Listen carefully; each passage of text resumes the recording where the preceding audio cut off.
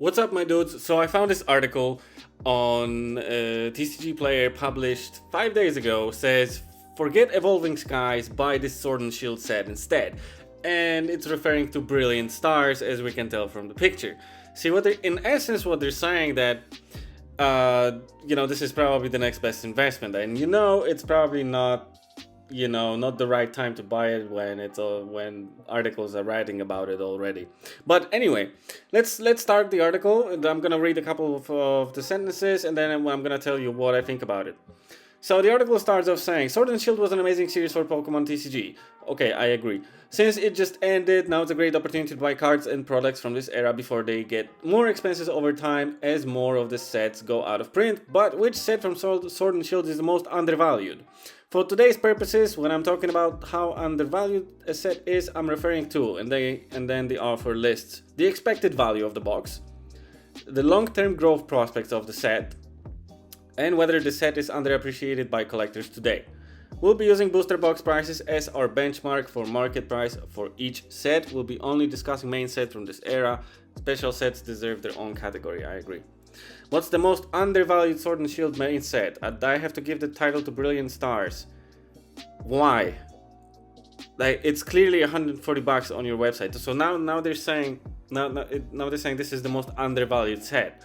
But if we go from the Sword and Shield main set, if we go to, say, card market right now, we're going to see 170 euros price, which is already expensive as heck in Europe.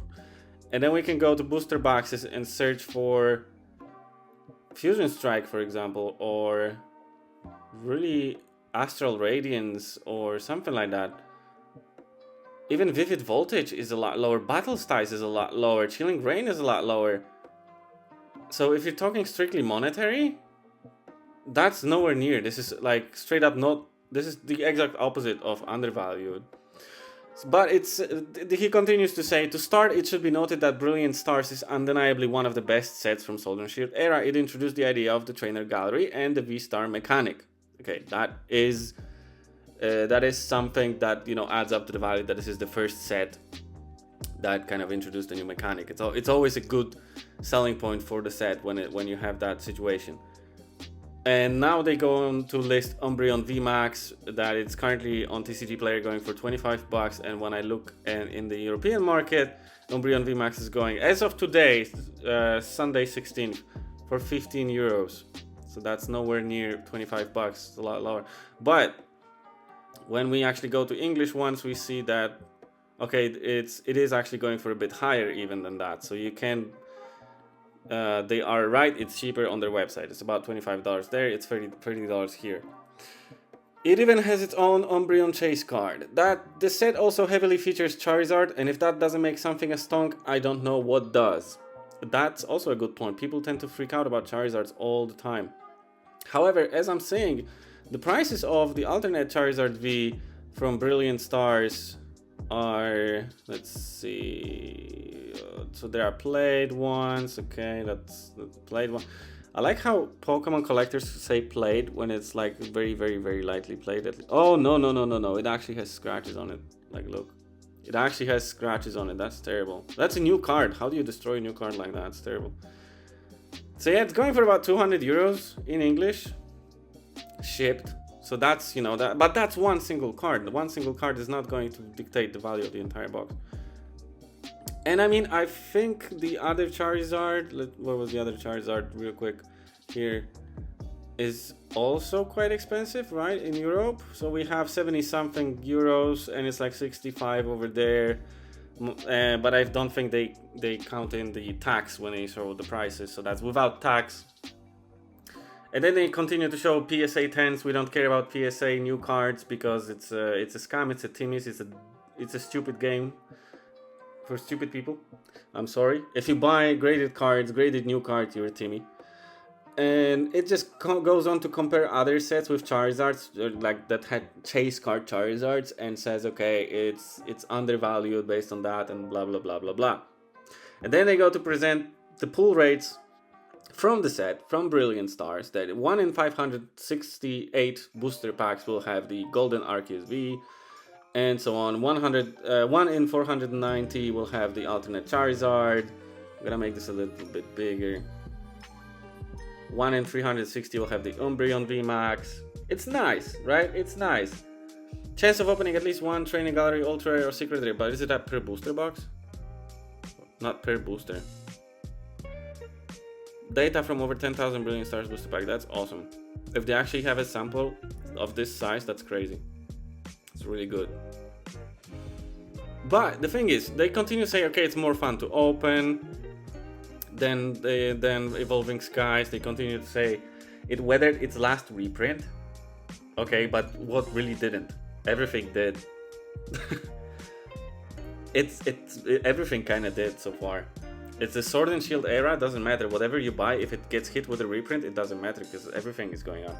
My point is, they're not making a bad point by saying, you know, Brilliant Stars is probably still undervalued. I agree, it probably is. The fact is, though, that there are better sets, in my opinion, to park your money in if you're going to be, say, buying a whole lot of them.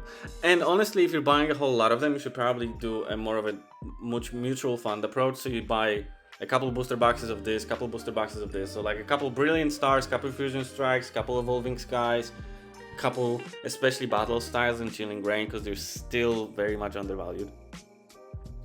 But don't go ahead and focus only on one. While I do think, you know, these have a lot to go, I don't think it's going to happen in any near future. So they might, you know, be slowly creeping up if they are out of print and the supply is very low, especially on older sets like Brilliant Stars. You will see the prices go up every now and then. Let's see newest first. Let's see the booster boxes. See how many products were already there since we got Brilliant Stars. Kind of crazy. Look how many Astro Radiance. There we go, Brilliant Stars. So it was just after Fusion Strike, right? Or wasn't it? Yeah, it was. And Fusion Strike is still cheaper than Brilliant Stars, mind you. I think you should, if you're going to talk about undervalued sets featuring some of the most iconic cards, Fusion Strike cannot be forgotten. It features Mew. I know Mew is not as iconic as Charizard, but it's still super iconic. The set is powerful. It has a Gengar in it as well, with an alt art. And I think what else did it have? I was gonna say Umbreon, but I can't remember.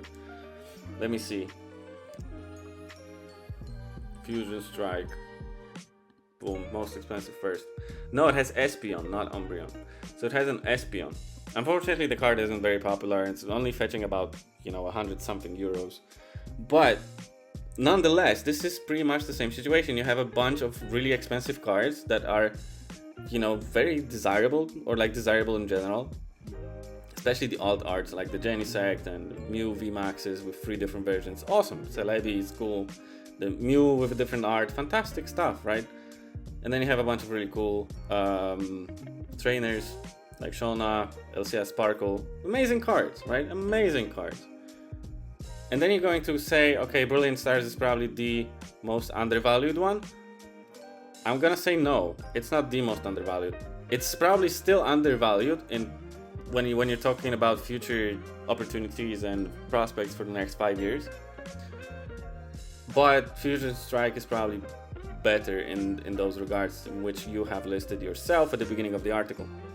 The expected value of the box, the long-term growth prospects, and honestly, expected value really matters the most at the very beginning of the life cycle of a box, as the more you go forward when it's out of print, the expected value of the box really doesn't matter. There's something called no fucks given that starts mattering more. And if you wanna learn more about this factor, head over to my channel. I have a video called Why Are Old Pokemon Boxes So Expensive? And it's that the value of a box, as it's getting old, splits away from the expected value of the cards in the box. Nobody cares about the expected value of the box. The expected value of most Pokemon boxes is like $100 something, right? And they cost $500 something. In Magic the Gathering, same thing. Expected value of like 20 years old boxes is like maybe $2,000, and then you can get them for like 15,000 minimum a box. The older something gets, the less it matters. The EV matters less. The growth prospect is something that matters more and more and more. You know, how far can you go? How iconic was the set, and what about the supply and blah blah blah. But this is kind of the same thing for a situation in which we are in when we're talking about, say, Fusion Strike versus Brilliant Stars, right? And whether the set is underappreciated by collectors today, that is the good point. That is probably the most valid point out of those three, because it turns out historically the sets that are underappreciated at release tend to do very well later on. And it's honestly, I've said that a couple times already in my videos. It applies to Chilling Reign, Battle Styles, Fusion Strike, Silver Tempest, and going backwards, what was it, the Evolutions XY era. Also, there's nobody wanted that crap, and just go ahead and try and buy it now. Yeah, I'm just saying. I agree, Brilliant Stars has a lot of room to go, but it's already gone a lot. So don't expect a crazy jump in any sort of near future, right? Maybe the next 12 to 24 months you're gonna see another $20 on top of it, but we'll see. You know, we keep in mind we are in a bear market for everything. So making, say, quote unquote investment decisions, like they're trying to kind of push on you right here, is discouraged unless you have the capital and you are in a situation that allows for long-term play. But if you can afford one box, then you probably shouldn't afford it. Then you probably shouldn't buy it, sorry. Anyway, if you want to become a patron, please head over to my description. There will be a link. I send out all the pools to my patrons who kind of make this channel possible. And I'll see you in the next video. Maybe a finance video. I have a lot of finance videos, especially Pokemon finance videos on this channel. So if you're interested, just check it out. And I tend to just talk because I feel like unfiltered, unedited videos are more truthful than anything else. So this is my style of videos.